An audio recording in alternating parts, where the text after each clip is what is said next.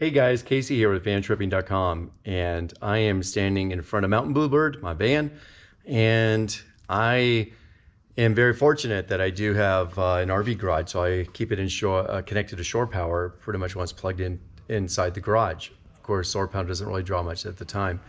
So it's pretty darn convenient in order to be able to just plug it in and keep it plugged in. However, oftentimes I'm in a quick hurry. I throw a mountain bike in, I'm going for a ride or going out for a paddleboard or something. I'll throw that in, I'll get going, and then I forget to unplug my shore power. So what happens when you forget to unplug your shore power? Let me show you the way around that.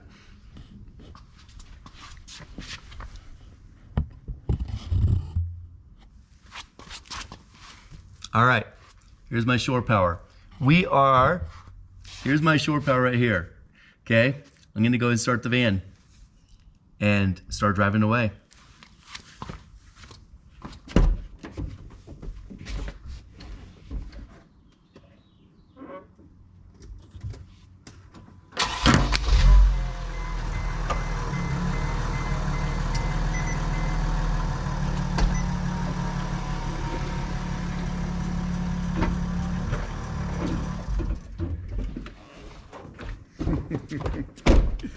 Now, wasn't that cool?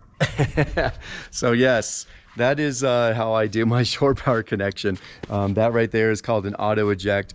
It's used actually by on the power connections for emergency vehicles, fire trucks, and ambulances and things like that. So anyways, that's how it works. It's pretty darn cool. So this here is, in case you're wondering, that there is a Kussmaul auto-eject, and anyways, definitely a little more expensive than your typical shore power connection. You can get these in 15, 20, 30 amp, even 50 amp connections.